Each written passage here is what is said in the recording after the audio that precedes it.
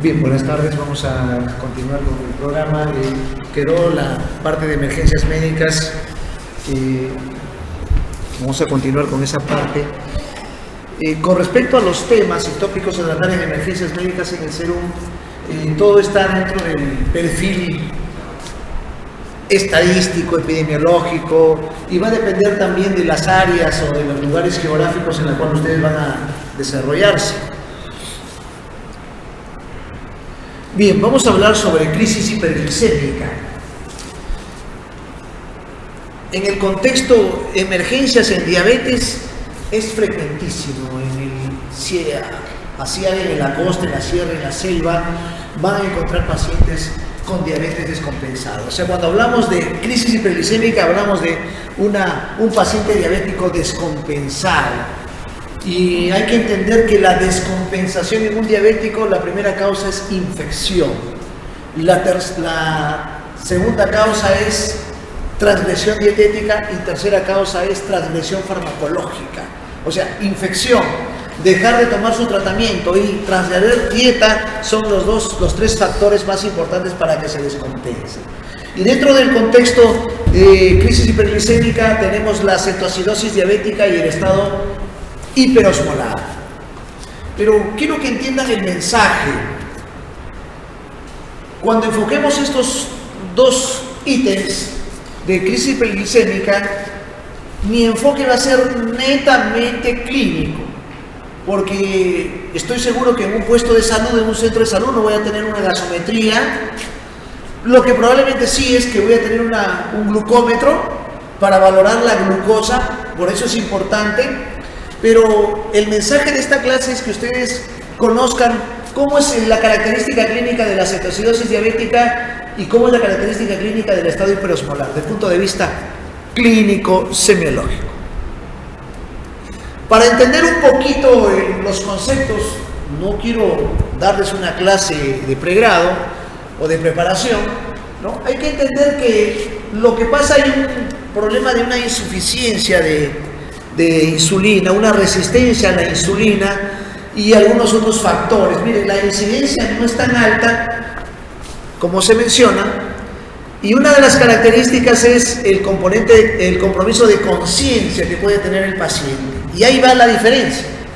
El paciente con cetoacidosis diabética es un paciente que está despierto, que está agitado, que está con vómitos, con diarreas, con dolor abdominal. Es la característica de la crisis hiperglicémica tipo cetoacidosis. Pero el paciente con estado hiperosmolar, lo que le diferencia del estado cetoacidótico es el trastorno del sensorio. Ese es un factor importante de diferenciación. O sea, si viene un paciente a la emergencia, al hospital o al puesto de salud donde están ustedes haciendo el SERUM, viene con la etiqueta de diabetes y que le diga el familiar, doctor, no despierta o está confusa, probablemente sea un estado hiperosmolar. Pero si viene con la historia de náuseas, vómitos, diarreas, dolor abdominal y el paciente despierto, probablemente un estado cetoacidótico. Algunos refuerzos clínicos que ustedes van a tener a la mano es que el paciente con trastorno de sensorio va a haber un gran componente neurológico, debido a que en el estado hiperosmolar la osmolaridad neuronal es la que está afectada y la sérica también. Y en el paciente con cetoacidosis la característica es la respiración de Kussmaul. O sea, cuando ustedes ven un paciente diabético etiquetado con la historia previa de diarrea, náuseas, vómitos y con la respiración clásica de Kussmaul, una respiración acidótica, una respiración de hambre de aire, probablemente estén enfocando una cetoacidosis. Algunos parámetros que vemos aquí en cetoacidosis diabética es la hiperglicemia. Felizmente, estoy seguro que van a tener un glucómetro a la mano y van a encontrar rápidamente una glucosa mayor de 200, 300, 400, 500. Esto es una cetoacidosis. Mayor de 600, eso es un estado hiperosmolar. Pero el mensaje de esta clase es que ustedes se sostengan en la parte clínica. Cuando hay gran componente de sensorio, hiperosmolar. Cuando hay un gran componente del punto de vista acidótico a la respiración, náuseas, vómitos, diarreas y dolor abdominal, probablemente es cetoacidosis. Pero no nos olvidemos que puede haber un estado mixto, o sea, en ambas situaciones, y de alta incidencia también. O sea, si tienen un paciente con historia de náuseas, vómitos, diarreas y tiene trastorno del sensorio, probablemente estén viendo un estado mixto, que también se ve con frecuencia. La cetonemia, la acidemia, siempre y cuando tenga a la mano pues un laboratorio con gasometría, y utópicamente no lo van a tener. Déjenme desilusionarlos, no lo van a tener, ¿no? Y el estado hiperosmolar lo que dirime es la glicemia y, por supuesto, la osmolaridad, ¿no? Que también, por el acceso, probablemente van a tener un laboratorio con pruebas simples. Y si ya tienen la glucosa por el glucómetro, van a tener la urea, y probablemente eso pueden hacer un aproximado de la osmolaridad total y efectiva. Pero el mensaje es el siguiente: la clínica primordial, y probablemente una glucosa mayor de 600 hiperosmolar, menor de 600 y mayor de 250 estado cetoacidótico. Hay que entender también que la mortalidad es alta si no hago un diagnóstico precoz. Hay que entender que los que hacen más cetoacidosis diabética son los diabéticos tipo 1, y los que hacen más estado hiperosmolar son los diabéticos tipo 2, que es lo que más frecuentemente van a ver por el síndrome plurimetabólico, resistencia a la insulina, IMC alto como factores importantes. Mal pronóstico: que el paciente esté en coma, con descerebración, decorticación, que el paciente esté con hipotensión, o sea, con shock, ¿no? Una serie de situaciones que le dan el mal pronóstico. No podemos ser ajenos a hacer un recordaris con respecto a la fisiopatología, sabiendo que hay una disminución de la insulina, una alteración de la resistencia a la insulina, por ende hay una activación de hormonas contrarreguladoras, siendo el glucagón y el cortisol bastante importante, y esto conlleva lo que ustedes conocen como cetoacidosis diabética. Doctora Belén, buenas tardes. Toda esta concatenación de hormonas contrarreguladoras lleva a todo un componente de acción de la gluconeogénesis, la glucolisis, y todo esto lleva a factor de hiperglicemia. O sea, las glicemias conllevan una sobrecarga a nivel tubular y produce diuresis. Por eso la característica, si ven un paciente diabético que comienza a hacer mucha poliuria, mucha polidipsia, es porque está descompensado, y probablemente eso también sea un factor de deshidratación. Y a la vez esa activación de hormonas contrarreguladoras y la lipólisis lleva a la cetogénesis, y ustedes lo van a avisorar cuando vean al paciente que tenga la respiración y el aliento cetónico o cetósico. Entonces, la hiperglicemia lleva a glucosuria, esto lleva a la pérdida de agua, sodio, potasio y cloro, pero hay que entender que cuando nosotros vamos a hidratar, que es la primera acción que ustedes tienen que hacer, no es que llegue el paciente, me parece una cetoacidosis, lo voy a derivar. No debe ser ese su comportamiento debe ser el siguiente: el paciente llega a su puesto de salud, puesto 1, 2, centro de salud, tiene que ser atendido, estabilizado. Luego de ser estabilizado, ahí recién lo derivan con un sistema, un mecanismo de referencia y contrarreferencia. Creo que es la siguiente clase que viene, ¿no? Entonces hay que entender que también la pérdida de agua, por eso lo primordial en un paciente con cetoacidosis diabética y estado hiperosmolar es la hidratación. Le voy a comentar una anécdota en mis serums. Llegó una paciente así, con respiración de Kussmaul, etiquetada con diabetes. Voy a la farmacia, no tenía insulina. Lo único que tenía eran sueros. Lo hidraté a la paciente y la paciente salió de su estado cetoacidótico. La hidratación es primordial. Se dice que se debe hidratar más o menos 3 horas, reponiendo el 50% de su déficit. Ejemplo, si tiene un déficit de 6 litros, 3 litros en las 3 primeras horas. Claves: no se preocupen de la insulina. La insulina es posterior a la hidratación. El paciente se deshidrata y por ende lo hidrato. Para ello siempre busco buenos accesos vasculares dos endovenosos, sino un acceso a nivel central, una flebotomía, ¿no? Son procedimientos que ustedes tienen que hacer para el tratamiento. Esta cetonemia lleva un descenso de bicarbonato, la acidosis. No van a tener una gasometría a la mano, lo que van a tener es su clínica. Ven una respiración rápida, como taquipnia, con aumento del movimiento abdominal, eso es una respiración acidótica. Kussmaul. Es lo que ustedes deben preocuparse en ver. Conlleva la hiperventilación, justamente la acidosis barre CO2. Por eso el paciente concomitantemente tiene alcalosis respiratoria, o sea, hipocapnia. Y esta es la patogénesis o la fisiopatología del estado hiperosmolar, donde lo más relevante es el trastorno del sensor. Y el trastorno del sensor está directamente relacionado a la osmolaridad. Sabiendo que la osmolaridad es de 280 a 310, doctor, no tengo osmómetro, no tengo para dosar osmolaridad. Y en el contexto ustedes van a tener que manejar netamente parámetros neurológicos. Tiene Babinski. Y el Babinski en estado hiperosmolar es bilateral. La espasticidad me dice que el cuadro recién se está iniciando. Cuando el cuadro es más severo, aparece la flacidez. Hay que entender bien, pero miren, no esperemos que el paciente llegue a un coma hiperosmolar, porque probablemente para revertir ese coma va a ser mucho más infructuoso y difícil. La hiperglicemia conlleva deshidratación, y por ende puede llevar incluso a insuficiencia renal por deshidratación, azoemia. Esto me interesa. Factores precipitantes, siendo la infección el factor más importante. Pero no nos olvidemos que también puede haber debut o otras enfermedades concomitantes, o que el paciente haya ingerido alcohol, o que de repente se olvidaron y tomó corticoides. Eso ustedes lo van a recabar en su historia, en su anamnesis. Pero infección es la primera posibilidad. El cuadro de cetoacidosis es mucho más corto, el tiempo de evolución en estado hiperosmolar es más días. Las características clínicas ya bien conocidas, polifagia, polidipsia, poliuria, cuando es un debut.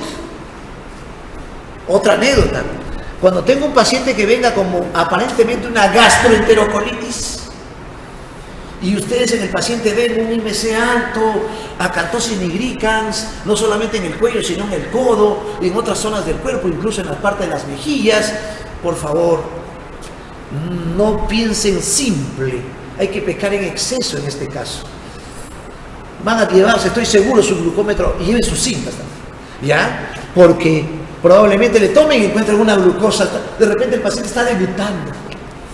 Náuseas, vómitos y diarreas, debut de cetoacidosis y estado hiperosmolar. Luego, signos de deshidratación, eso lo tienen que ustedes valorar. ¿Está orinando el paciente? ¿Cómo está el pulso? ¿Cómo está la frialdad?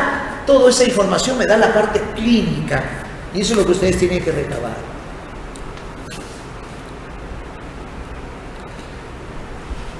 Más signos, ¿no?, que le producen alguna característica, por ejemplo la poliuria, diuresis osmótica, y por ende si hay diuresis osmótica, deshidratación, o sea, van a encontrar signos de deshidratación, tono ocular hundido, signo del pliegue, parestesias, hormigueos. No van a tener a la mano para dosar sodio, potasio, cloro, no. Su clínica, si el paciente es diabético, si está con diarreas y está con calambres, le falta potasio. Si el paciente diabético está con vómitos y diarreas y está con dolor abdominal, le falta cloro, porque la hipocloremia produce dolor abdominal. Esos son sus parámetros. Si es un paciente diabético, está con trastorno del sensorio, con náuseas, vómitos y diarrea, problema del sodio. El sodio da manifestaciones neurológicas. Creo que ese es el mensaje cuando uno está en el CERULS. No tengo el sodio, el cloro, el potasio a la mano para sacar y saber. No, mi clínica me va a decir problemas del ritmo cardíaco, musculares, potasio. Problemas de hilio, cloro. Problemas de neurológicos, sodio. Creo que ese es el mensaje de hoy. ¿No? Y esta es la paciente que van a ver. Una paciente con la lengua seca, saburral. Miren los surcos, una lengua geográfica, miren la quielitis, miren el color de la paciente. Los diabéticos tienen una fisonomía, retienen caroteno, vitamina A, por eso son medio amarillos, cetrinos. Todas esas argucias clínicas, semiológicas, como herramientas, les va a servir en su serum. Y va a haber, indubitablemente van a ser buenos diagnósticos y buenos manejos. La edad del grupo etario. Y la paciente llega con una glucosa alta. Un glucómetro sí lo van a tener a la mano.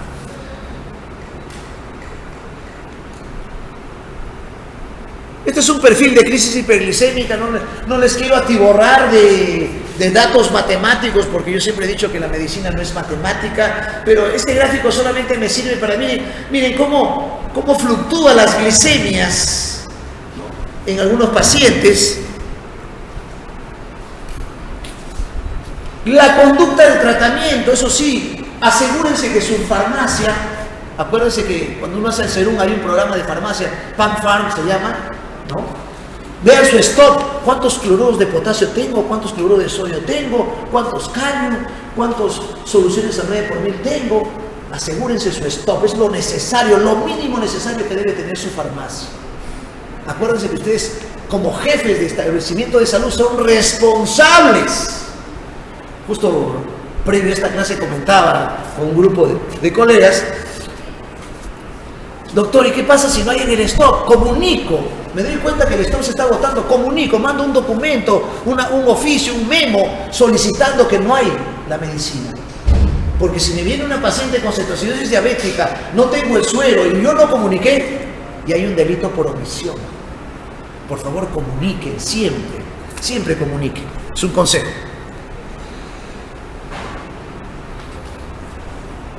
Cetoacidosis diabética, miren, datos clínicos que les va a servir donde ustedes realicen su serum. Más acidosis, más respiración rápida, menos deshidratación. Miren, este es un secreto clínico. Cuando encuentran un paciente con mucosa seca, signo del pliegue, bastante deshidratado, más hiperosmolar. Cuando encuentren más cetoacidótico, más acidótico, es estado cetoacidótico. Redundante.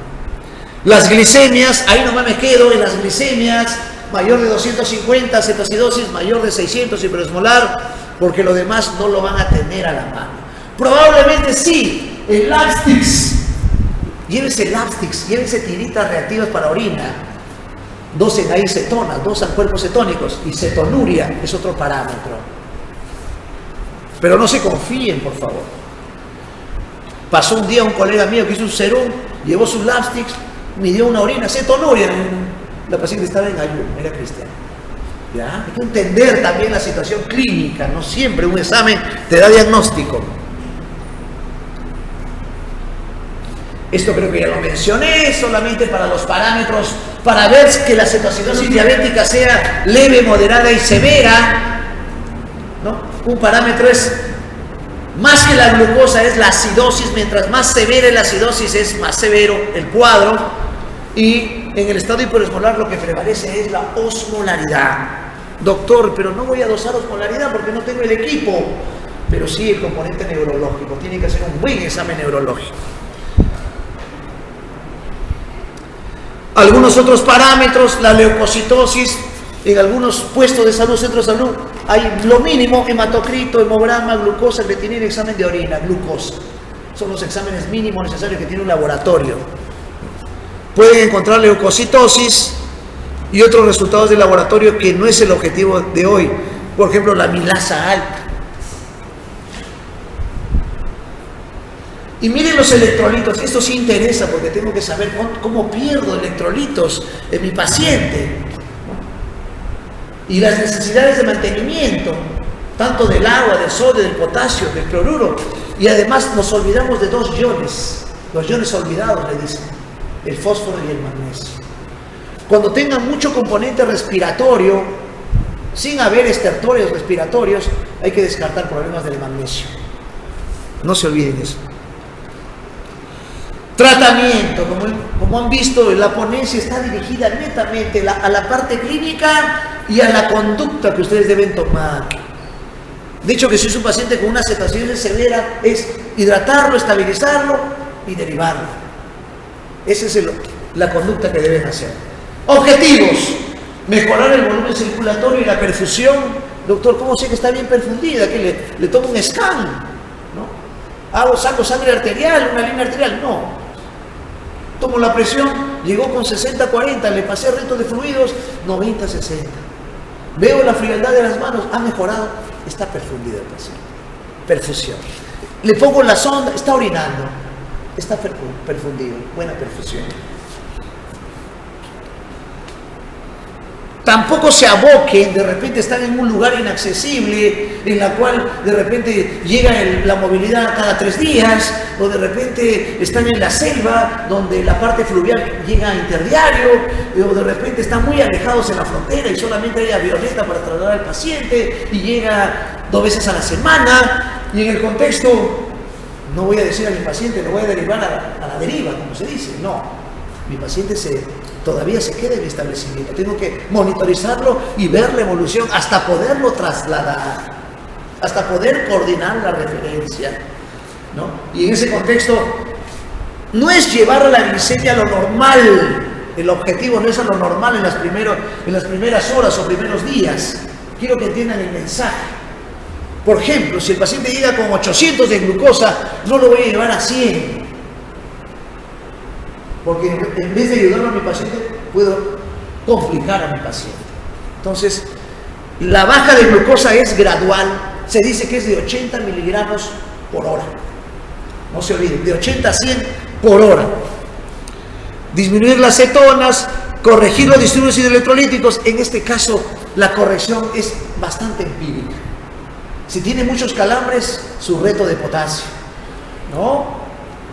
Y también la parte del sodio, y identificar y tratar los eventos o factores precipitantes.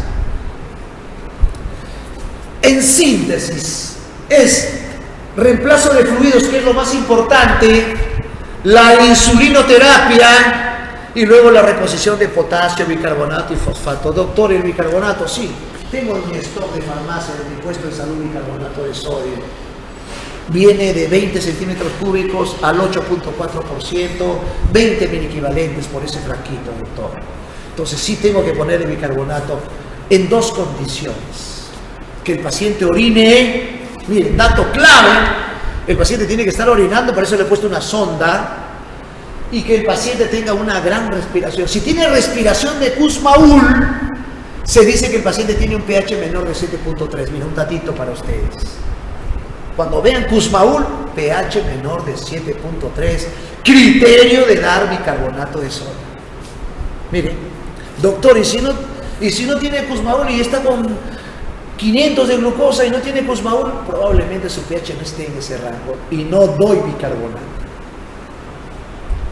Ojo, no tengo AGA, no tengo laboratorio. Y esto es más o menos en el contexto lo que ustedes pueden manejar. No se asusten de este fluxograma, pero creo que el mensaje es: tengo el suerito conocido, el suero universal, que es el cloruro de sodio 9 por mil. Miren, le paso a chorro 1 litro en 1 hora. De hecho, que tengo que valorar, es una paciente geriátrica, es una paciente cardíaca, es una paciente edematosa, es una paciente con un problema pulmonar, lo puede encharcar, puede hacer un edema agudo de pulmón por sobrecarga hídrica. Todos esos parámetros ustedes tienen que evaluar previamente antes de hidratarlo y ponerle 1 litro de agua en 1 hora. Eso se llama, ¿no?, terapia invasiva. Y en el contexto, el valor, la evaluación de la parte hemodinámica es clave.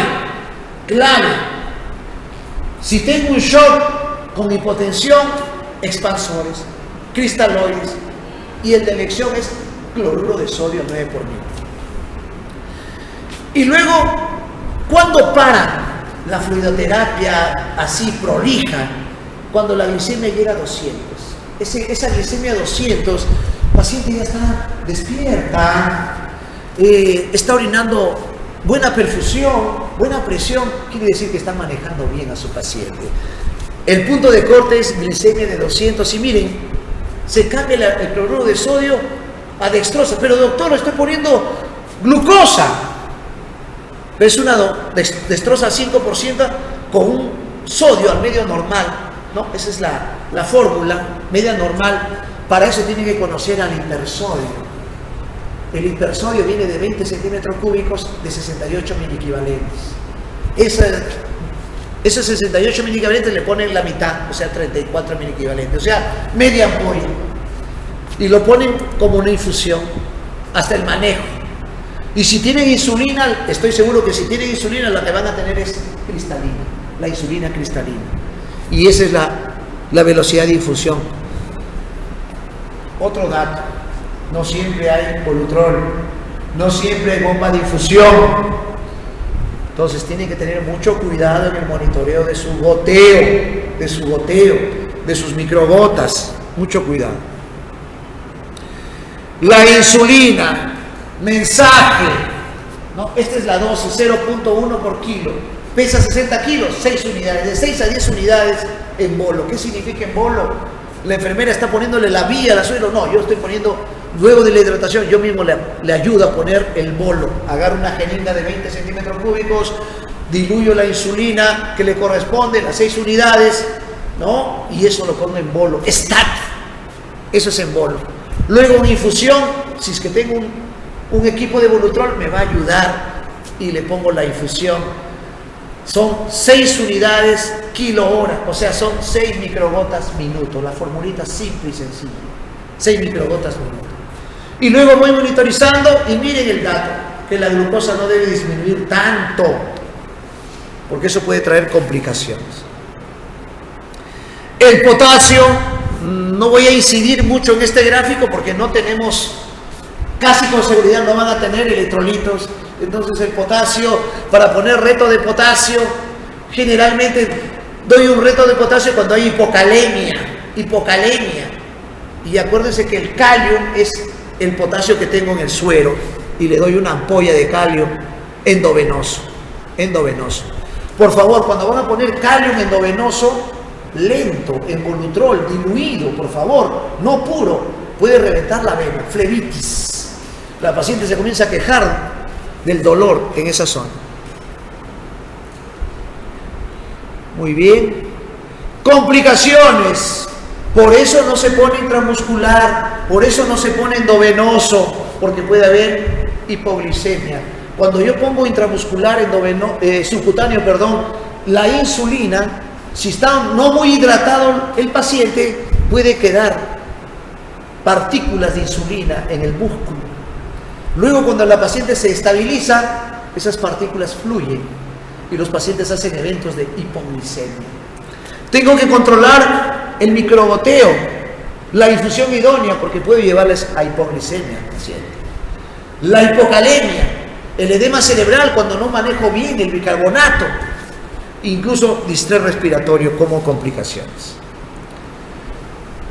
Cetoacidosis resuelta, glicemia menor de 200, bicarbonato, pH. Obvio, los dos últimos ítems probablemente van a tener un glucómetro a la mano, pero lo más importante de su evolución es su clínica. La paciente ya tiene hambre, está despierta, buena perfusión, está orinando bien, buena presión. Creo que son los parámetros más claros, precisos de su evolución. Hojas de monitoreo. Bueno, pasamos a otro tópico que es frecuente. Hay zonas endémicas de hepatitis B. Por ende, hay incidencias de cirrosis en la parte de la selva y parte de la sierra. Y van a haber cirrosis hepática. En la parte central de la sierra también hay mucha ingesta de OH y van a haber cirrosis hepática alcohólica. Entonces tenemos que conocer, vamos a darle algunos parámetros con respecto a ello. Como le digo, no es una clase de facultad, es una clase de orientación previa a su serum. Hay una injuria. Y la injuria que produce fibrosis. Cuando hay fibrosis en el hígado, eso es cirrosis hepática. Sus parámetros clínicos son importantes. Miren, un estudio del Rebagliati en la cual la mayor incidencia de cirrosis hepática en el Perú es alcohol. Y miren, lo que a mí me sorprende que la segunda causa no es hepatitis, es criptogénica. O sea, no se conoce la causa. Luego las hepatitis, luego vienen las no determinadas y luego vienen las enfermedades autoinmunes. Y miren este dato que en realidad por el estudio del 2008, estamos en 2017, probablemente esa esteatohepatitis NASH probablemente está entre los primeros lugares también. El IMC alto, la obesidad, el hígado graso también es un factor de cirrosis hepática, de alta incidencia, sobre todo en la zona de costa y de selva. La ingesta de alcohol en promedio de 10 años produce hepatopatía severa alcohólica. Un dato para ustedes: la cirrosis hepática alcohólica tiene una característica, aparte del antecedente del OH, que algunas veces no lo van a tener porque es difícil, hay veces cuando el paciente es hermético o el entorno, pero un dato les doy: cuando tengan un paciente bien florido, con sus estigmas hepáticos bien floridos, eritema palmar, telangiectasias, crecimiento de la parótida, la contractura del Dupuytren, esa es una cirrosis hepática alcohólica. La hepatopatía alcohólica es la que da más estigmas hepáticos, no se olviden. No, mire todo lo que da, todo lo que les he mencionado. ¡Saquen la lengua! Lengua roja, roja como una frambuesa, como una cereza. O sea, la mejor semiología que van a tener de su paciente con hepatopatía alcohólica son sus estigmas hepáticos, circulación colateral, ictericia, todo lo que ustedes conocen ya de pregrado. Incluso el paciente va a venir por ginecomastia, o de repente el paciente va a venir por problemas de disfunción o problemas de andropausia o problemas de amenorrea en mujeres, una serie de situaciones clínicas, crecimiento del vaso, bueno. Ya los efectos tardíos, complicaciones como la hemorragia, encefalopatía, fiebre, bueno, problemas de coagulación, hasta encefalopatía hepática. Complicaciones que ustedes van a ver, por eso lo van a traer los familiares al puesto de salud, al centro de salud, que conlleva de la hipertensión portal, la hemorragia digestiva, que ya hablamos del tema, la encefalopatía. Cuando el paciente cirrótico viene, lo traen los familiares y dice: doctor, mi papá no se despierta, duerme mucho en el día y en la noche está despierto, inversión del sueño, dato importantísimo, o tiene mal aliento, halitosis, fetor hepático, no se olviden, o está estreñido. Son factores de complicaciones, desde las más comunes hasta las más severas, como el hepato renal. ¿Y cómo van a saber que tiene hepato renal? Mi papá es cirrótico, doctor, y no orina de hace 2 días. Probablemente estén viendo un síndrome hepatorrenal. Coagulopatías, le sangra las encías, le sangra la nariz, epíxtasis, gigiborragia, una serie de situaciones clínicas.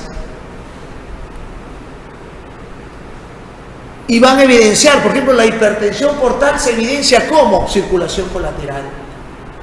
Y cuando se acumula en esta zona el signo de cabeza de medusa, mucho más si el paciente tiene ascitis, que es un problema por la cual lo traen los familiares al paciente, al puesto de salud, centro de salud. Ya saben que tiene cirrosis, ahora viene por la ascitis. Se le hincha la barriga, le duele, doctor, doctora. Ustedes tienen que tomar la conducta si ese líquido está infectado, peritonitis, tienen que hacerle la paracentesis, darle antibióticos. O sea, ustedes en su salud tienen que diagnosticar y actuar. Tienen que ser activos con sus pacientes, no un comportamiento netamente de observación, no, de acción. Y dentro de la encefalopatía hepática está pues los falsos neurotransmisores, los problemas de los receptores GABAérgicos, todo lo que conlleva la encefalopatía hepática. Pero el mensaje es: si es un paciente con cirrosis y viene con trastorno del sensorio, es encefalopatía hepática. Un datito para que no se confundan, porque me pasó en mi Cerú, llegó un paciente así, etiquetado con cirrosis hepática y estaba somnoliento y no tenía flapping. Ese es un buen parámetro para saber que está en encefalopatía hepática, el flapping. No estaba en encefalopatía hepática, tenía una hemorragia cerebral. Le examiné y tenía focalización. Mire cuán importante es la clínica. La clínica, el flapping es un datito que les quiero dar como mensaje. Flapping positivo, encefalopatía. Un factor, y esto lo van a ver los que van a hacer el serum en la parte de la sierra. Yo soy de sierra, soy de altura. La constipación es un problema por la parte dietética, el vaciamiento gástrico lento, el tipo de alimentación, la vida sedentaria, es un factor. Por eso hay mucho divertículo en la sierra, por eso hay mucho estreñimiento en la sierra, y el estreñimiento es un problema que descompensa al cirrótico. Se dice para que un cirrótico no se descompense y haga encefalopatía, mínimo 2 deposiciones diarias, por eso se tiene que laxar. Estreñimiento es un factor de complicación o descompensación. Otro dato, y eso se ve bastante, problema dietético. Paciente hepatópata, cirrótico, que transgrede dieta, se come una carne, un caldito de cabeza, un sancochado, un bistec, bueno, proteínas. El exceso de proteínas también es un factor de encefalopatía. Rápidamente, esto es lo que tienen que saber desde el punto de vista del parámetro clínico. Miren, encefalopatía hepática grado 1, grado 2, grado 3, grado 4. De hecho, que el grado 4 es coma y el otro es euforia, inversión del sueño, grado 1. Los demás son intermedios. Simple. Inversión del sueño, grado 1. Cuando hay flapping y un poquito de espasticidad, grado 2. ¿No? Generalmente el grado 3 y 4, flacidez, flacidez, flacidez. Otro detalle más, van a encontrar Babinski, pero bilateral, no unilateral. Y el flapping es un buen parámetro. Pero miren, en grado 4 ya no hay flapping. Ya no hay flapping. Puede desaparecer el flapping. El manejo, ¿qué es lo que les interesa a ustedes? Por eso están acá, por eso no están en la playa, ¿no? Estamos acá, yo también, ¿no? Y en el contexto, el manejo. ¿Cómo manejo a mi paciente con encefalopatía? Un paciente cirrótico con encefalopatía, está estreñido, está sangrando, lo derivo. Facilísimo. Pero, ¿con qué? Pues no hay ambulancia, no hay carro, no hay bus, ¿cómo lo derivo? Tengo que manejar. No hay luz en la noche, ¿con qué? Son situaciones que vamos a tener que afrontar en el contexto del lugar que me toque hacer mi serum, ¿no? Y el manejo. En lo posible, por ejemplo, laxarlo al paciente. Hay que laxarlo. Ojo, mucho cuidado. Pero si está hipotenso, no lo voy a poder laxar. Primero lo hidrato. Le doy un expansor, cloruro de sodio, pero tiene ascitis, doctor, le paso mucho líquido, más ascitis. Voy a la farmacia. Había Hemacel, gracias. Traje 3, ¿no? Entonces el Hemacel, más que el cloruro, Hemacel, pero el cloruro estoy seguro que lo van a tener. Hemacel como coloides, son los dos fluidos que pueden darle a un paciente cirrótico. No dextrosa, sola no. Acuérdense que los pacientes cirróticos, otro dato, los pacientes cirróticos que tienen tendencia al sueño también hay que descartar hipoglicemia, porque las hepatopatías alteran la glucogénesis, la gluconeogénesis, por eso hacen hipoglicemia. Entonces, sus bolitos de dextrosa al 33%, sus enemas, la dieta, si está en trastorno sensorio, NPO, nada por vía oral, su sonda nasogástrica, su sonda Foley, su suerito. Y luego, si hay posibilidades, viabilidades de referencia, lo refieren, lo transfieren. No se olvide, todas estas clases, por favor, PDF, lo van a tener en su aula completa, dejen bien sus datos. Reposo, restricción de sodio, restricción de líquidos. Se va a derivar recién mañana, pasado mañana, doctor, llega el bus recién o la ambulancia. Entonces esos días tengo que manejarlo, pesarlo, ver la diuresis, para eso le pongo una sonda Foley, le pongo conectado una bolsa de colectora o de Urogar, todas las cositas que ustedes se han ido viendo en su internado.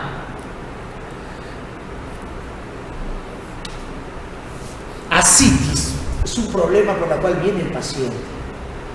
Doctor, ya no le cierra la correa, no le entra el pantalón, le falta el aire. Acuérdense que hay un término que se llama ascitis severa, ¿no? En la cual el paciente se tiene que hacer la paracentesis de urgencia, porque esa ascitis severa o atención es el nombre, produce insuficiencia respiratoria. Mucho cuidado. Entonces, tengo que darle espirolactona, furosemida. Felizmente eso es parte del stock de farmacia, según la Digemit, que debe tener una farmacia, mucho más ahora con el CIS, que también va a ser tema de hoy, ¿no? Furosemida, 40 miligramos y espirolactona. Pero si tienen una ascitis, atención, furosemida endovenoso. Dato, consejo, si van a poner furosemida en bolos endovenosos que viene de 20 miligramos en ampollas de 2 centímetros cúbicos, con su suerito, por favor, con su cloruro de sodio.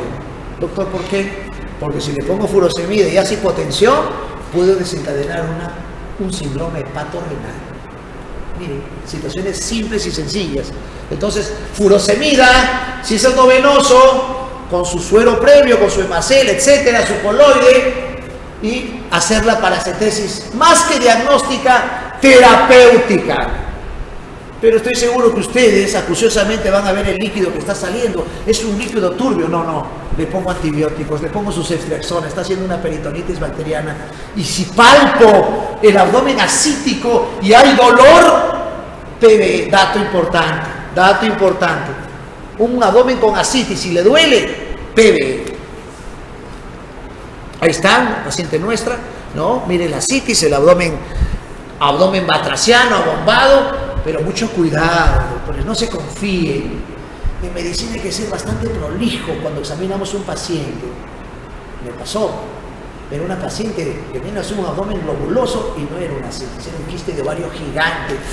Felizmente no lo pulsé. Imagínate, estaría con mis numeritos. ¿Ya? No se olviden, percutan. La forma de identificar una ascitis es simple. Doctor, ¿es una ascitis? Sí, simple, puede verlo de acá. Pero cuando estás con el paciente es distinto. Percutan la parte superior y es sonoro. Y la parte inferior es matidez. Ese es el secreto de la ascitis. Doctor, ¿por qué? Porque cuando se pone de pie, el líquido va en declive a los flancos, al hipogastrio y queda sonoro. Por eso sonoridad superior, matidez inferior. Y con seguridad, no hay ecografía, no hay placa, no. Voy a hacer la paracentesis siempre en el lado izquierdo. Siempre el parámetro es ombligo, cresta ilíaca superior, tercio externo. Ahí hago la paracentesis, no en otro lugar. Y le saco líquido. Y la pregunta es, doctor, ¿cuánto de líquido le saco? Me preguntaron ayer por WhatsApp. Me vino un caso, vamos a ser un en Apurima. ¿Cuánto de líquido? Se dice, para evitar síndrome hepatorrenal, que es el efecto deleterio cuando saco mucho líquido ascítico o una hipotensión sostenida, se dice que máximo se debe sacar 5 litros, pero previos sueroterapia. No se atrevan a sacar líquido ascítico en gran cantidad sin una vía. Por favor, porque el paciente hace una hipotensión sostenida y hace exitus letales, se muere en su delante. Mucho cuidado, mucho cuidado. Ahí está. Otra característica es la hernia umbilical, ¿ya? Paracentesis de poco volumen, para aliviar sintomatología, continuar con terapia. Lo que podemos tener a la mano, ¿no? Poligelina, hemacel, albúmina es ideal. Algunos centros supuestos lo tienen, ¿no? Pero generalmente para expandir el intravascular, ese es el objetivo. Entramos a otra emergencia médica, que es la insuficiencia respiratoria. Estoy seguro que van a tener dentro de la emergencia médica insuficiencia respiratoria. Pero no van a tener un AGA para decir tipo 1, tipo 2, tipo 3, no. La clase de hoy es para que ustedes diferencien la parte clínica. ¿Cómo sé que un paciente tiene insuficiencia respiratoria tipo 1? Doctor, ¿le tomo la gasometría? No.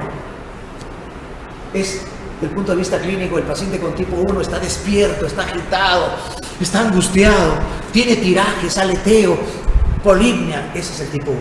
No se olviden ese perfil. Doctor, ¿y el tipo 2?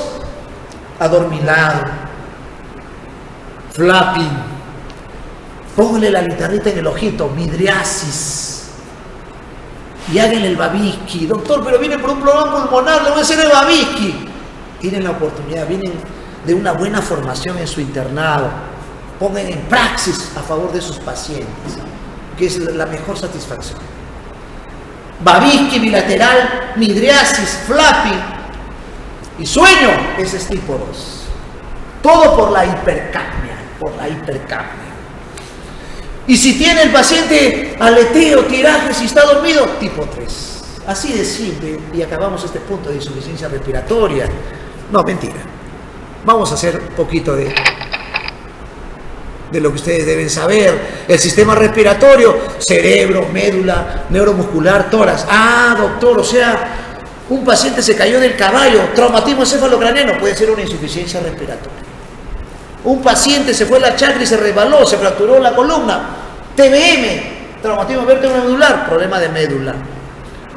Un paciente que tiene un problema muscular, una miopatía, una polimiositis, también. Una fractura de costilla, un problema de tórax cifoescoliótico, también da insuficiencia respiratoria. Un problema de pleura, también un derrame pleural, por ejemplo. Vía aérea superior, una obstrucción, un cuerpo extraño. El paciente viene con estridor o un problema cardíaco. Siempre descarte problemas cardiovasculares.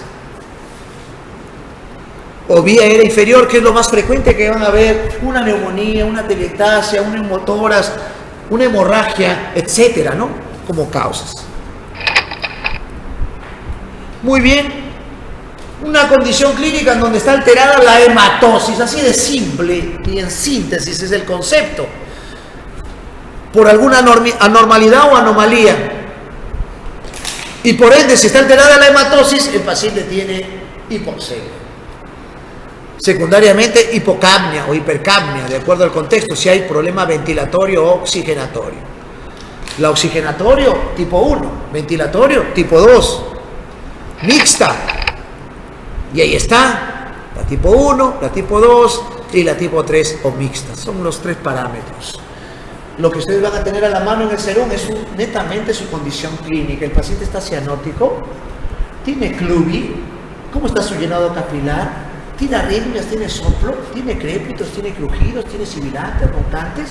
Eso debe ser su enfoque cuando enfrenten a un paciente que viene con polipnia, con cianosis, con aleteo nasal, con tirajes. Dato importante.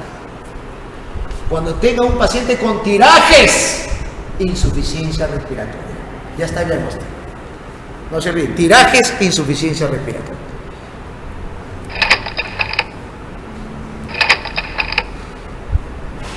Estoy seguro que ustedes a su serum van a ir con su glucómetro, van a ir con su pulsoxímetro, su tensiómetro, su estetoscopio, algunos van a ir con su EKG.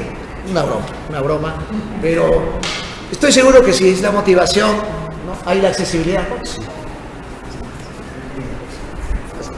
Estamos acabando, pero bienvenido. Entonces, tienen su pulsoxímetro. Felizmente tengo mi pulsoxímetro, puedo discernir que el paciente está desaturando, pero si veo a un paciente cianótico con frialdad, aleteo nasal, cianosis central, periférica, obnubilado, flapping, creo que eso es lo que ustedes deben tener a la mano como parámetro clínico. Ese es su examen auxiliar, más que auxiliar el examen que le dice lo que tiene el paciente. Y acá viene la frase, ¿no? Mi clínica manda. Lo que yo estoy viendo, lo que estoy palpando, percutiendo, auscultando, es lo que me manda y me evoluciona. Le pongo oxígeno y el paciente mejora. Entonces, el concepto de saturación, el PCO2 más de 50. Y esto es lo que yo quiero recalcar, y esto es lo que debe quedar de la clase de hoy. Los conceptos clínicos. Lo que les he dicho oralmente y ahora los manifiesto en una diapositiva, ¿no? Taquipnia, tiraje, aleteo, cefalea, mareos, arritmia, cianosis, flapping, movimientos, mioclonías que también da la hipercapnia, la midriasis, el Babinski, la espasticidad, hasta el coma hipercápnico por edema cerebral. Esto es la diapositiva que estoy seguro, quiero que ustedes lo revisen en el momento de ocio, en el momento que están viajando, revísenlo. Esto es la parte clínica, lo más importante. Y la parte historial, ¿no? Doctor, lo traigo a mi papá porque está botando sangre viva, una hemoptisis. Cuantifico la cantidad, más de 600, 5 tazas, hemoptisis masiva. Entonces tengo que ya Ir evaluando posibilidades diagnósticas. No es que digan, no tengo placa, no tengo gasometría, llévalo a otro sitio. No. Llegó a su centro, está en su establecimiento, tiene que recibir atención primaria, por eso se llama atención primaria. Y luego le ponen oxígeno, hacen su hojita de referencia, coordinan y ya hicieron el acto médico. Y así nos evitamos problemas médico-legales. ¿No? Quiero que entiendan ese parámetro, esos puntos. Evaluar rápidamente la aparición de síntomas. No, doctor, mi papá de hace meses tose en las mañanas, flema blanca con espuma de cerveza, no sé cómo es. No, pero bueno, ¿ya? Eso es un EPOC. Oh, mi hijito ha estado haciendo deporte, doctor, le rompe el pecho y ahora le falta el aire, es una crisis asmática. O viene mi abuelita está con flema amarilla, está con fiebre de hace 4 días, una neumonía. ¿No? Situaciones, mi tía, doctor, tiene flema todos los días, hace 3 meses, flema, una bolsa de flema, mire, ¿cuánto de papel higiénico gasta? Es una bronquiectasia. Y ahora se ha complicado, está respirando rápido. Entonces ustedes tienen que ir enfocando, encaminando, teniendo un derrotero. ¿Qué diagnóstico tienen? Sin esperar que venga la placa o sin esperar que venga el examen de esputo o la gasometría, que no la van a tener. Sus parámetros clínicos sí los tienen, sus conceptos sí los tienen. Recaban información. Si viene, pues, doctor, mi hijo toma Ventolin, salbutamol, usa corticoide, creo que el diagnóstico se va haciendo más redondo, más preciso. Y examinen, encuentran wheezing, sibilantes, roncantes. Es una crisis asmática. ¿No? O si ya tuvo episodio de insuficiencia respiratoria, ¿no, doctor? O sea, los antecedentes. O hay zonas auríferas, zonas donde van problemas tóxicos, ¿no? O algunas enfermedades recientes, o doctor, le cayó un pelotazo, o se cayó de la escalera, historia, ¿no? Un hemotórax, lo veo pálido, le falta el aire. O sea, todas las situaciones o eventos que ustedes puedan tener en el contexto de sus pacientes. Unos checklists. Lo que le estoy hablando en forma oral lo hemos plasmado en una diapositiva. Un esputo purulento y tiene fiebre, disnea, o está somnoliento y letargia, y están los tips, confusión y desorientación, hipoxia severa, pero agréguenle ahí cianosis. Si ven clubing en el paciente, problema crónico pulmonar, dolor de cabeza, hipercapnia, dolor torácico, náuseas, diaforesis, problemas cardiovasculares, síndrome coronario agudo. Si es un dolor a la inspiración, neumotórax, derrame pleural, tromboembolia. Y esto me pasó también en mis serumos. Llegó una paciente con hemoptisis masiva, no tenía hematocrito, no tenía los exámenes necesarios y felizmente llegaba el deslizador. El deslizador son los botes que se trasladan por los ríos, vía fluvial.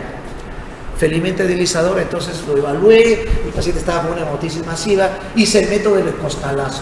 Escuché a mi maestro, el profesor de 2 de mayo, no, el método del costalazo no es que le tira costalazo al paciente, no. Por eso es bueno examinar. Examino al paciente, encuentro acá los crujidos, encuentro el soplo cavitario, era una caverna que estaba sangrando en el lado izquierdo. Entonces el método del costalazo es poner un costal como hemostasia durante todo su traslado. Es un costalito, puede ser un costalito no de mucho peso, porque si no va a fracturar la costilla, como comprimiendo el tórax afectado. Por eso habría que saber qué tórax está afectado. Y dio gracias al paciente, llegó, el viaje era 12 horas en vía fluvial, llegó al hospital y resolvieron su hemoptisis, le hicieron una neumonectomía. Pero ella iba con un camino, con un derrotero, ¿no? Por supuesto, doné mi sangre, se fue con su bolsita de sangre. Doctor, pruebas cruzadas. Cruzamos los laboratorios, sí, pero no. Todo eso, su cloruro de sodio, su antitusivo para que no tosa mucho, su fluido, su transfusión de sangre, su método de costalazo y derivarlo, porque el paciente se iba a morir si continuaba. Entonces son datos importantes que ustedes deben tener y luego actuar. Signos vitales, el paciente está ansioso, ¿no? tiene temperatura alta, está cianótico, está diaforético, miren, las neumonías también dan diaforesis, igual que el infarto, tiene aleteo nasal, hay tiraje en cuello, supraesternales, supraclaviculares, que auscultan en el pulmón. Esta es una diapositiva muy ilustrativa. Encuentro crépito, es una neumonía, pero crépito no es neumonía. Puede haber una congestión pulmonar, un edema agudo de pulmón, de acuerdo al contexto del paciente que están viendo. Pero si encuentran crépitos gruesos, en la literatura dicen velcro, crujidos, eso es una fibrosis, pero la fibrosis tiene otro contexto. El paciente tiene un tórax adelgazado, tiene clubing, tosedor crónico, disnea crónica. O si encuentran roncantes, sibilantes, un cuadro bronquial. ¿Qué bronquial? No, doctor, tuve una gripecita y hace 2 días y ahora me ronca el pecho, me falta el aire, una bronquitis aguda. O sea, le dan antibióticos, lo nebulizan y el paciente se va en unas horas o un día. Pero si el paciente tiene roncantes, sibilantes de episodios, un asma, y si tiene un paciente de más de 50 años, un EPOC. O sea, van enfocando de acuerdo al grupo etario, la característica, al evento que exacerba el cuadro clínico, o de repente el paciente, y eso pasó también en mi salud, muy diverso, pluripatológico, estuve premiado. Un deporte que practican allá, incluso lo aprendí allá, fue el vóley. El vóley masculino es bien practicado en la selva. Y estaban jugando vóley, y allá pues defienden muy fuerte, ¿no? La pelota de vóley. Y le cayó un pelotazo a un joven longilíneo, y luego se cae y comienza a tener un dolor, y cuando yo lo veo, porque estaba viendo el partido de vóley, o sea, de mi centro había una canchita de vóley de fulbito, entonces comenzó a hacer taquipnea, era un neumotórax, tenía el perfil longilíneo, adelgazado, un trauma que le exacerbó, un neumotórax. A un compañero le pasó algo parecido, pero en Huancayo. Eso sucedió por un pueblito de Huancayo. Estuvieron jugando vóley unas señoritas y le cae un pelotazo y comienza a hacer ronchas y a cerrarle el pecho. Un quiste hidratídico roto. Miren, situaciones clínicas importantes. Neumotórax. Una acción. Cuando tengan patologías respiratorias, examinen el corazón. En su serum estoy seguro que van a examinar desde el pelito hasta la uña, que ser bien exhaustivos en todo. Grupo etario pediátrico, neonatal, adulto, anciano. Examen físico completo. Tienen todo el tiempo para examinar. Y el corazón es clave. Pasa, ¿no? Doctor, me sirve el pecho, parece un asma, lo nebulizo y le examino, tenía un soplo en el corazón, lo que tenía era un ductus arterioso, un soplo, un chorro de vapor. Si no examinaba el corazón, la paciente hubiera seguido con asma. Cambia el camino. Datos. Y no solamente examinar el pulmón, el corazón, sino si tiene hígado grande, si hay reflujo hepatoyugular, una insuficiencia cardíaca, así le pongo oxígeno, no va a mejorar, tengo que ponerle diuréticos, cómo está el ritmo cardíaco, si en mi farmacia sí tengo digitálicos, ver el tipo de respiración, extremidades, el clubbing, mire ese dato, ese dedos en palillo de tambor, mire, se relaciona a bronquiectasias, a fibrosis. Y un dadito más, absceso pulmonar. El paciente con absceso pulmonar tiene un antecedente, OH, muy frecuente en algunas zonas, broncorrea, o sea, esputo frecuente, y halitosis. El estado mental también es clave, ¿no? Ver si el paciente está agitado, está somnoliento, y ya les he dicho siempre el flapping, el signo del adiós, asterixis.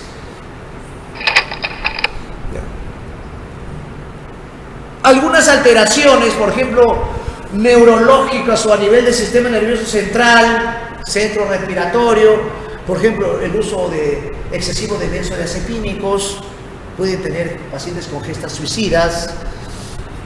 o pacientes que tienen problemas de hipoventilación, o pacientes que tienen problemas de endocrinopatías, o problemas de médula, o problemas neurológicos. Un datito ese del tétanos, el tétanos, muy frecuente en áreas agrícolas, gente que no está vacunada, gente que anda descalza, que aguas hervidas, o tienen heridas y no se curan y están en zonas contaminadas, por ahí se puede contagiar el tétanos, que alguna vez el paciente viene con fiebre, viene con un signo que se llama sardonismo, que es el espasmo del maxilar, sardonismo, ¿no? Contracturas, movimientos. El tétanos también puede dar insuficiencia respiratoria como una complicación. Neuropatías, de las neuropatías, la primera es la que van a ver, estoy seguro que van a ver en su serum, Guillain-Barré, no se olviden, es una polirradiculoneuritis. Doctora, vengo porque se me adormece la planta de los pies, las manos, tengo una debilidad de hace 5 días, hace 3 semanas tuve una gripe, creo que ahí es el diagnóstico preciso, ese es un Guillain-Barré, ¿no? Alteraciones neuromusculares, como la miastenia grave, es muy frecuente en mujeres jóvenes, la miastenia. No es necesario una electromiografía, la miastenia lo diagnostican viendo la carita y los ojos, la tosis palpebral. Tosis palpebral. Cuando tengo una paciente joven con tosis palpebral, planteen miastenia gravis. Y algunos componentes de debilidad muscular como miopatías, endocrinopatías, etc. Alteraciones del captar del oxígeno. Y estos son los mecanismos por los cuales se puede alterar la captación de oxígeno. Miren, shunt, ventilación, perfusión, difusión, hipoventilación y reducción de la fracción inspiratoria de oxígeno, o sea, problema de altura. Y algunos ejemplos, como el de ventilación, perfusión, ahí está tromboembolia pulmonar.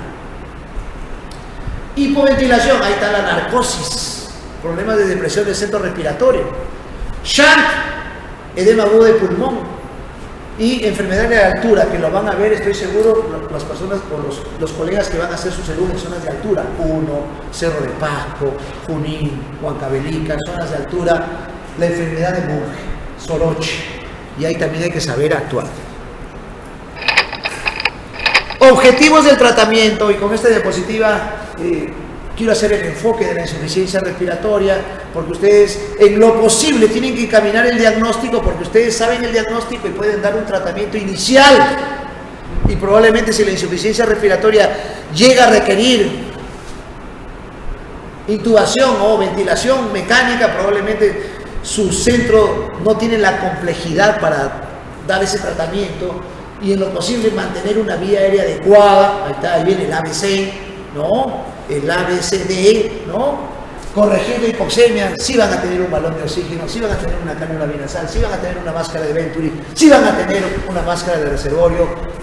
¿Se acuerdan que el primer día de clase les dije, no? Hay que hacer un inventario, ¿qué tengo? ¿Qué me dejan en farmacia? Si no me dejan esto, hago una solicitud urgente, porque ¿cómo voy a comenzar con mi serum si no tengo cloruro de sodio, no tengo medicina, no tengo suero, no tengo oxígeno? Todo eso es importante, importante. En lo posible mantener la concentración de hemoglobina, de hecho que si se requiere transfusión, estado nutricional y evitar las complicaciones, ¿no? Hay que saber cuándo el paciente va a requerir ventilación o intubación. Un dato, síndrome de fatiga muscular. Cuando ven el paciente con uso de muchos músculos accesorios, no, este paciente se va a agotar. Le estoy poniendo oxígeno y sigue cianótico, no, ese es hipoxemia refractaria. Datos que le van a encaminar a ustedes, no, este pacientito tengo que derivarlo, me comunico, llamo al alcalde para que con la movilidad lo lleven a un centro de mayor complejidad, que le den el tratamiento respectivo. Agoto todo. Otro dato más, doctores y doctoras. Cuando se comuniquen, pongan la hora que se comunican, a quién se comunican, a qué teléfono llamaron. Contestó el centro de salud de mayor referencia, no tenemos oxígeno, tiene que llevarlo a otro centro. Ponen ahí, se comunicó el médico del centro de salud X, contestó que no tiene oxígeno, todo pongan en la historia. Acuérdense que es un documento médico legal, importante. Oxigenoterapia. Evaluar el grado de hipoxemia, de hipoxia. Importante que el paciente no sea retenedor de aire. Y doctor, ¿y cómo sé que el paciente no es retenedor? Vean el tórax. Si tiene un tórax en tonel, tórax ancho, probablemente es retenedor. Si le ponen mucho oxígeno, elevan el CO2. Elevan el CO2, hacen hipercapnia. ¿No? Calcular el oxígeno, usar un sistema de bajo o alto flujo. En síntesis, la bigotera o la máscara, sistema de bajo flujo, el más simple de la oxigenoterapia. Y un sistema de alto flujo, que es lo que deben tener, máscara de Venturi. Es el mejor sistema de oxigenoterapia, el más seguro, el que llega directamente. En este caso, calcular el oxígeno para la edad en un retenedor de aire. Nunca llevar a presiones de oxígeno a valores normales. Esto no lo van a poder evaluar si es que no tienen una gasometría, solamente tienen un pulsoxímetro. En este caso, usar sistemas de bajo flujo. Si es no retenedor, pueden usar de alto y de bajo flujo. Ahí están cánulas, mascarillas con bolsa y máscara de reservorio. Uso en frecuencia respiratoria menos de 25 por minuto. Y de alto flujo, ahí está. Máscara de Venturi y sistema de tubo en T. Son los dos de alto flujo. Ahí está la bigotera. Siempre explicar a su paciente, con el trato humano, con la identificación, le vamos a poner oxígeno, a usted le falta el aire, le va a ayudar explicando en palabras sencillas a su paciente y a su entorno. Ahí está el sistema de oxígeno, la máscara de reservorio, mire cómo tiene que estar puesto la máscara de reservorio, tanto en inhalación como exhalación. Y esta es la ventaja del sistema de alto flujo, o sea, del Venturi. Te da un FiO2 constante. Usa un principio físico-químico, el Bernoulli, ¿no? Y la ventaja es que es un FiO2 constante, útil en EPOC. Lo van a ver bastante EPOC, sobre todo si les toca las zonas de la sierra. ¿Por qué? Porque el EPOC, la primera causa en el Perú no es tabaco, es inhalación de humo de leña. ¿Y dónde se usa más leña? En la zona de la sierra. Y en la selva también. Y ahí están los FiO2 del Venturi, hasta el 50%. Tiene algunas cribas laterales, ahí están, ¿no? Y esto es lo que ustedes tienen que conocer, bueno, ya lo conocen desde su internado, ¿no? Y ver a qué FiO2 lo estoy poniendo, y justamente hay un parámetro, un medidor en ese costado para ver a qué FiO2, 0.28, 0.32, 0.36, 0.40 o 0.50. Bien, con este punto vamos a acabar la charla de hoy. Asma. Crisis asmática, van a verlo con frecuencia, crisis asmática, ¿no? Es un trastorno inflamatorio crónico, no se vayan a confundir asma con EPOC, trae mucha confusión. Secreto: paciente menos de 40 años, asma, más de 40 años, 50 años, EPOC. Y ahí viene el viejo aforismo de los grandes profesores: no todo lo que sirve es asma y no todo asma silba. Si un paciente asmático viene con polemia y le examinan y no silba, no se escucha nada, es un asma grave. No se olviden ese dato. Tórax silente, asma grave. No solamente es un problema inflamatorio, ¿no?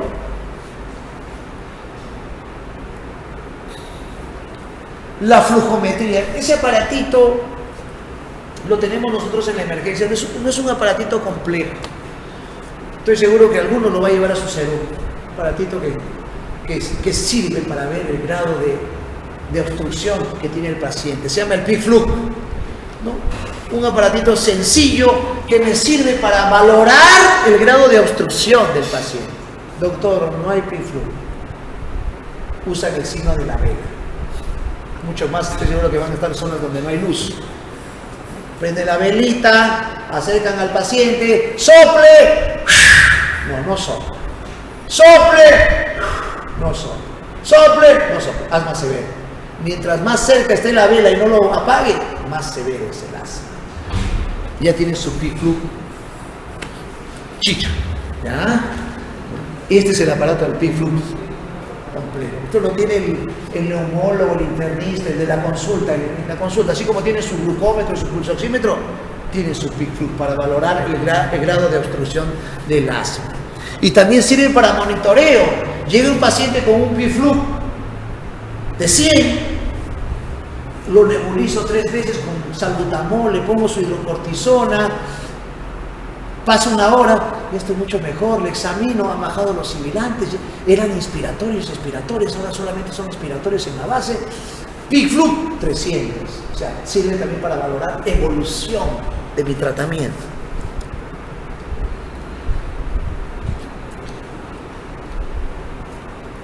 Una clasificación muy conocida, ¿no?, en la cual ve cómo está controlando su sintomatología, si hay síntomas diurnos. ¿Qué quiere decir síntomas diurnos, doctor? Me sirve el pecho, me oprime el pecho, me ronca el pecho. Ese es el término que usan nuestros pacientes. Limita la actividad, despierta en la noche, necesidad de algún medicamento de rescate. Bueno, no voy a incidir en lo que es el PICFLUX, solamente la parte clínica. Y miren, está controlado, parcialmente controlado, no está controlado porque tiene 3 o más características de las mencionadas, no está controlando su asma. Y ahí tienen glucocorticoides inhalados, fluticasona, beclometasona, modificadores de leucotrienos, beta-agonistas, teofilina, glucocorticoides.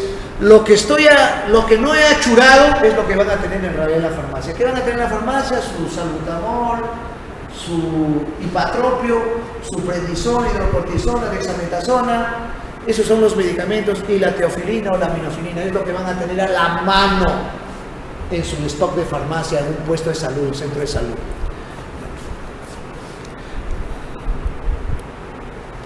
No van a tener cromonas ni anti-IgE, medicación aliviadora, beta-2 agonistas, de acción rápida, que es lo que quieren sacarlo del espasmo al paciente.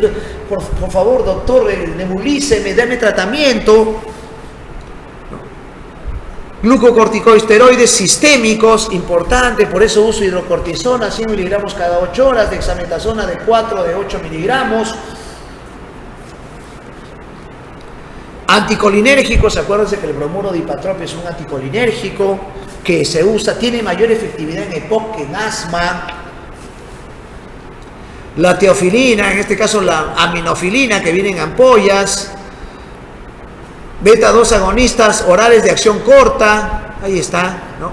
Broncodilatadores, el salbutamol, el más conocido, pero también tenemos el albuterol, fenoterol, telbutalina, pero estoy seguro que en su farmacia va a haber salbutamol.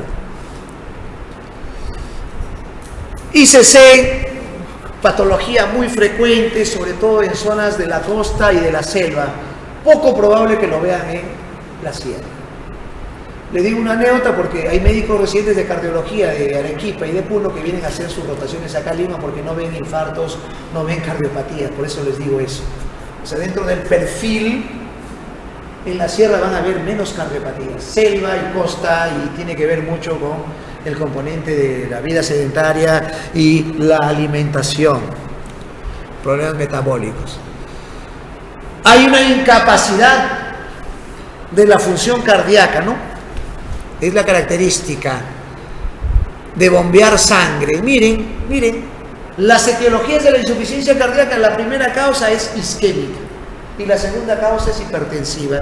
No quiero ahondar más en ello porque quiero que tengan el concepto netamente que cardiopatías coronarias hipertensivas son las más frecuentes. Hay otras, valvulopatías también, miocardiopatías, ¿no?, como se menciona aquí, pero no es el objetivo de esta clase. El objetivo de esta clase es darle los parámetros simples, necesarios, y qué conducta seguir si viene una insuficiencia cardíaca a mi puesto de salud. Lo derivo, doctor. No, tiene que hacer la atención primaria, inmediata. ¿Le falta oxígeno o no le falta oxígeno?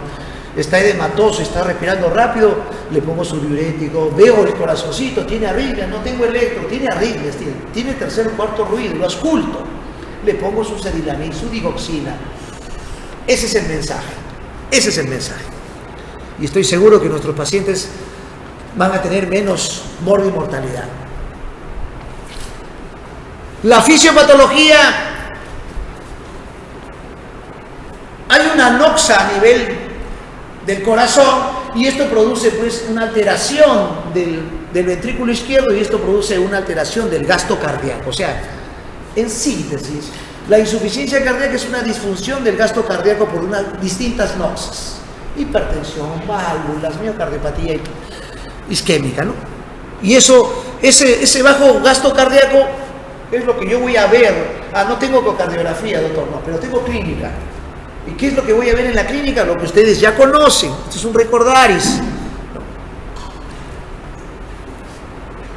Una disminución de la contractilidad lleva a la disminución del gasto cardíaco y esta disminución del gasto cardíaco se va a traducir como en fatiga, cansancio, me canso, subo escaleras, me canso, hablo, me canso, me pongo la ropa, me canso. O sea, una serie de situaciones, fatigabilidad.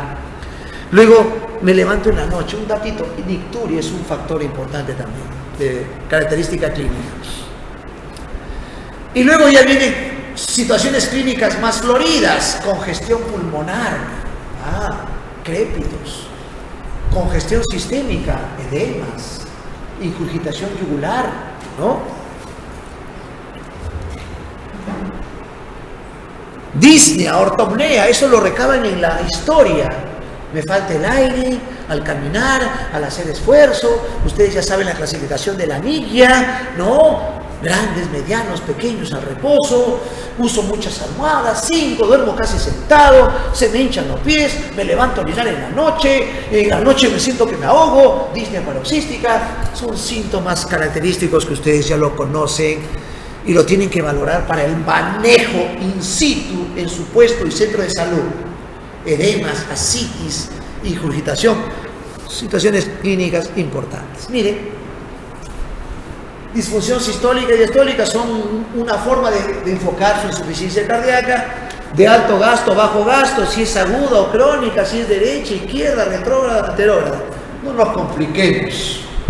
Si el paciente tiene edemas, ascitis, ingurgitación yugular, hepatomegalia, ictericia, eso es derecho. Si el paciente tiene disnea, ortopnea, crépitos, congestión pulmonar, eso es izquierda. Así de simple, nos olvidamos de toda la parte teórica, porque lo que me sirve es la parte práctica, in situ, cuando estoy con mi paciente, para solucionar su problema. Framingham lo dividió en criterios mayores y menores. No nos olvidemos de la parte teórica.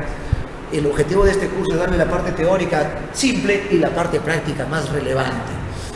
Ahí están criterios mayores: disnea paroxística, crépitos, tercer ruido, reflujo, edemas, tos nocturna como criterios menores, siendo los más relevantes los criterios mayores de Framingham. Las clases funcionales que les he mencionado, la clasificación de la NIGIA, clase funcional 1, 2, 3 y 4, en donde está relacionado a la actividad física, a la alimentación, al ejercicio y al reposo. Les sirve para valorar. Probablemente la paciente, si viene a su centro de salud y ven que es una insuficiencia cardíaca crónica, tiene grado 1, ¿la van a derivar? No, doctor, eso lo manejo. Pero si viene una paciente con polimia, le encuentro crépitos, expectorando hemoptoico, la tengo que derivar, le pongo su furosemida, su oxígeno y mando la ambulancia y la derivo, coordinando previamente. Pero en grado 1, grado 2, se puede manejar la peso, ver cómo está manejando la sal, veo la presión arterial, qué medicamento está tomando. O sea, me preocupo de mi paciente y lo monitorizo y lo sigo. Nos confundimos con asma, EPOC, IMSA, ansiedad, depresión, hipotiroidismo, anemia, una serie de diagnósticos diferenciales, pero más con patologías pulmonares. Hay que entender que los factores agravantes o los factores que descompensan a la insuficiencia cardíaca es el mal control de la hipertensión arterial. Por eso monitoricen bien la hipertensión arterial. Acuérdense que en su serum hay un programa de no transmisibles y en los no transmisibles están estas patologías. Y está un programa incluso de hipertensión arterial. Tienen que hacer prevención, control, campañas para manejo de presión arterial, hipertensión arterial. Esto es otro dato: incumplimiento dietético, doctor, se come un bistec, come mucha sal, etcétera, etcétera. Incumplimiento dietético, tenía mucha sed, se tomó 3 vasos de agua. tuvo arritmias, y acuérdense que fibrilación auricular, pero no tengo electrocardiograma, doctor. No, no es óbice. Si ustedes encuentran 100 de frecuencia cardíaca aquí y encuentran 60 de frecuencia cardíaca, pulso acá, eso es fibrilación auricular. Pulso deficitario, la primera causa, fibrilación auricular. Y si ustedes son acuciosos y auscultan un tercer o cuarto ruido, fibrilación auricular. El electrocardiograma es importante, pero su clínica también es importante. Infecciones, que es uno de los factores agravantes más frecuentes, lo que descompensa al paciente con insuficiencia cardíaca. La anemia también, la insuficiencia renal, los fármacos. A veces un paciente cardiópata viene con un dolor de columna lumbar y le aplica su diclofenaco y luego viene con disnea. ¿Qué pasó? No se le pone AINES, corticoides. Doctor, y en este caso, si es un paciente cardíaco, viene a la consulta en Miserum y viene con dolor lumbar, ¿qué le pongo? Analgésicos opiáceos. Tengo el tramadol ahí, el tramal, etc. Disfunción tiroidea, si es un paciente, y el tratamiento. Esto es lo que ustedes más se enfocan ahora, el tratamiento. ¿Qué le doy? ¿Qué hago con mi paciente? Mejorar la sobrevida, disminuir la progresión de la enfermedad, aliviar los síntomas. Probablemente en la atención primaria ustedes es aliviar los síntomas de su paciente. Disminuir los factores de riesgo, probablemente en el seguimiento, en la evolución, harían eso, educando al paciente. Cambios de estilo de vida, la dieta, el control de peso, adherencia al tratamiento. Uy, se olvidó de tomar su digoxina, su captopril, se olvidó de tomar, es hipertensa. Hubo una festividad en el pueblo, doctor, OH, le aplicaron AINES. Bueno, lo que es rehabilitación cardíaca, eso ya es manejo especializado. Miren, tratamiento adicional, hay que darle diuréticos. ¿Qué diuréticos tengo para una insuficiencia cardíaca? Tiazidas. ¿Cómo viene la tiazida, doctor? Viene como hidroclorotiazida. Viene de 50, de 25 y de 12.5 miligramos. Consejo: los diuréticos se usan siempre con dosis bajas, siempre con dosis bajas. Otro consejo: los diuréticos siempre se usan 8 de la mañana y 4 de la tarde. Doctor, ¿y por qué no es 8 de la mañana, 8 de la noche? Estoy seguro si le dan 8 en la noche, le va a doler el oído al día siguiente, porque le van a hacer orinar toda la madrugada a su paciente y va a venir molesta a la consulta diciendo: doctor, no me ha dejado dormir su medicamento. Dato importante. Por eso la medicina es un arte, y la terapéutica también es un arte. Furosemida, acuérdense que la furosemida viene de 20 y 40 miligramos. De 40 miligramos es en tableta y de 20 miligramos es en ampolla, ¿no? Si es un paciente congestionado, si es un paciente que está con disnea, polipnia, con crépitos, le pongo su furosemida, y si está descompensando lo derivo, pero pongo su furosemida, lo cargo en bolo. Eso me hace recordar un poco de promoción, me dicen: lo cargo, estaba cargando al paciente. No, cargo es cargar el medicamento. ¿Ya? Términos, ¿no? Espironolactona, sí hay. Felizmente los programas del MINSA, programas de salud, sí hay dentro de la DIGEMID, la espironolactona, el Altactone de 100 miligramos. También, secreto, siempre se comienza con dosis bajas, 25, 50, 75, llegan al tope que es 100 miligramos. Siempre. Consejo, siempre. Acuérdense que es un retenedor de potasio. Digitálicos, digoxina, sí, también hay en su estado de farmacia. Por eso ustedes van a hacer un inventario, van a ver qué le están dejando en su farmacia. Si falta, ya saben que hacen su petitorio. A propósito, se les ha pasado un formato de petitorios, un formato de solicitudes, modelos que ustedes ya tienen que estar imbuyéndose, ¿no? Digoxina. No disminuye mortalidad, pero mejora las arritmias. Al mejorar las arritmias, mejora los síntomas del paciente.